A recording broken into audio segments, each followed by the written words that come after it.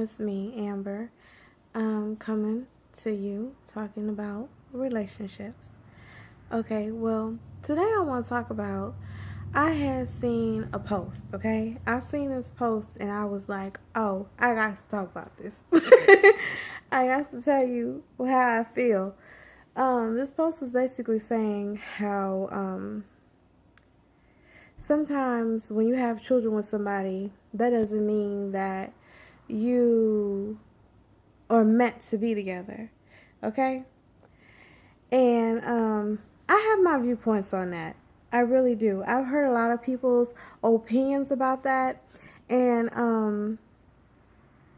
I want to talk about how I feel about that. Just my experiences and my viewpoints and some of the things that I have seen and grown to see from other people as well as myself. You know, I'm still learning and I'm still gaining wisdom from other individuals and myself through life and with Christ. So just hear me out. Okay, let me tell you my viewpoint on this. Sometimes you have two people who get together, and when they get together, depending on what time they've gotten together, that actually makes a difference. If you got with somebody when you're young, your relationship is going to be different when you get older. If you got with somebody when you're older, it's going to be different. If you got with somebody out of college, it's going to be different. All these things causes differences on the relationship, and people don't really look at that, okay?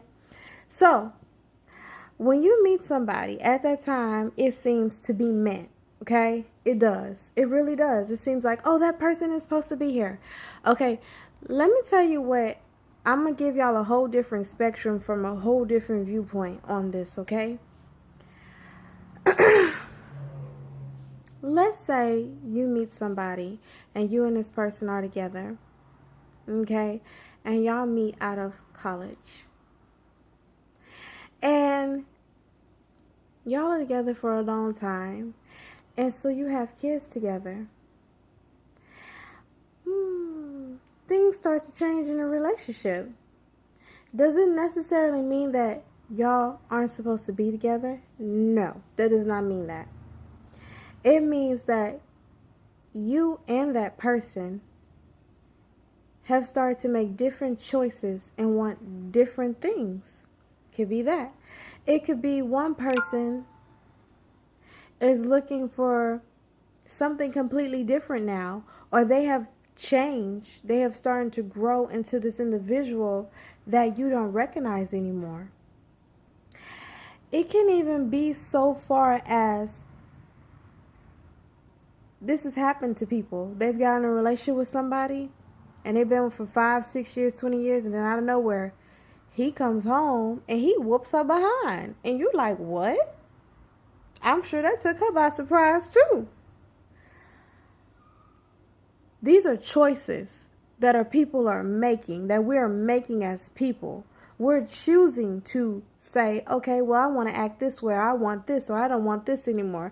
We're choosing to let the fire burn out. But does it have to be that way? No.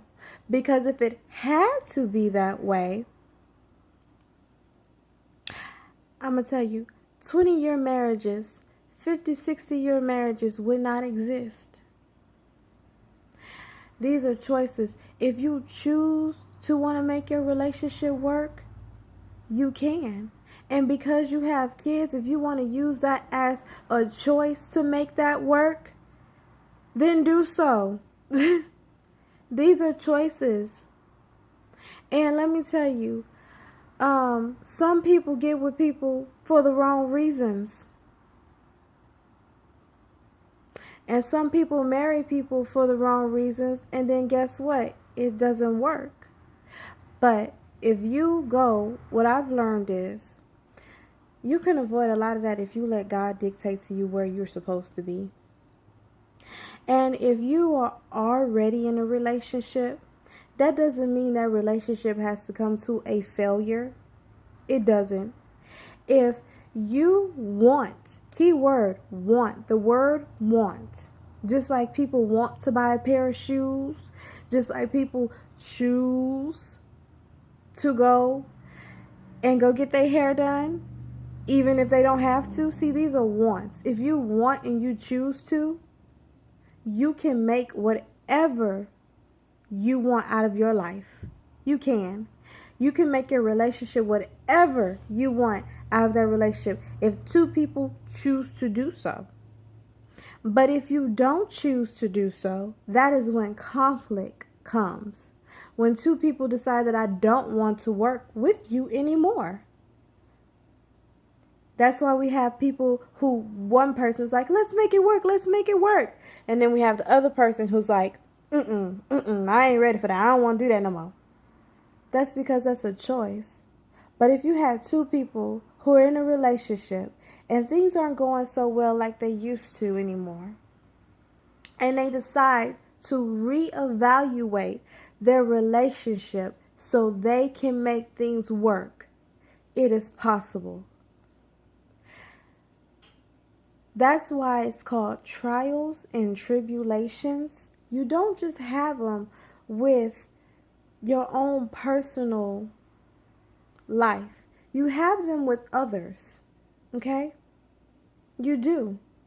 And when you're in a relationship with somebody, you will have trials and tribulations.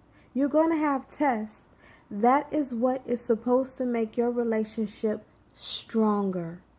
Because if you can hold out through these tests and these things that are coming against your relationship, and you can fight those things within the spiritual realm of your life,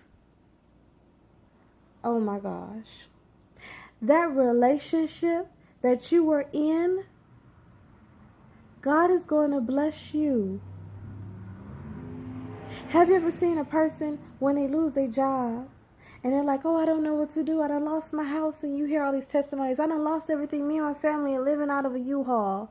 And then you turn around and you're like, what? You became a millionaire? Why? Because they stepped out on faith.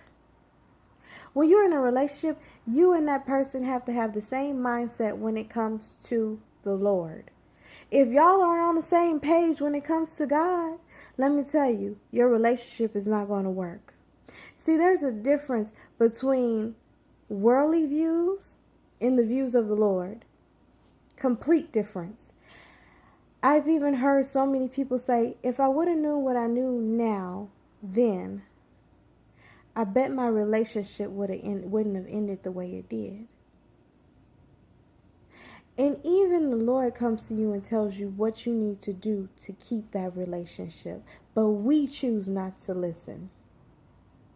So for the world who thinks, oh, well, I'm not obligated to nobody. I'm not obligated to do this.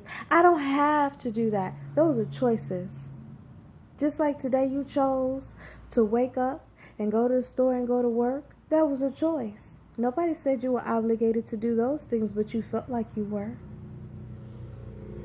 So that is my viewpoint. And I hope that this message inspires somebody, or hopes that it makes them change or see things a little bit differently. You know, I'm not here to tell you what to do, but I am here to just give some inspirational viewpoints on how I see things. And I go through my situations, I feel, so I am able to speak on what not to do and how to do things a little bit differently. Like next time that this person ain't doing you right or you feel some type of way, pray about it. Let God think for you before you think for yourself. Before you get in this next relationship you with, make sure you take Jesus Christ with you. Please do. So you won't put another person through the pain that you put the last person through. If you want to go back and rekindle those relationships, pray about it. Because anything through Christ shall strengthen you. He is a God of turnaround. So who are we to argue with what He's capable of doing in our lives? Who are we? And who are we to take on situations that are not meant for us to take on in the first place?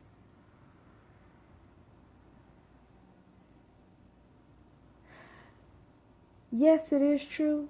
Sometimes in seasons of your life, people aren't meant to be there. But what I'm realizing is that sometimes they're not meant to be there because they're not beneficial at that time. And they're slowing down the process of what you really need out of that season in your life. And you're not realizing it, so God got to take them out. And He got to remove them so you can open your eyes, so you can learn. I'm telling you this because it happened to me.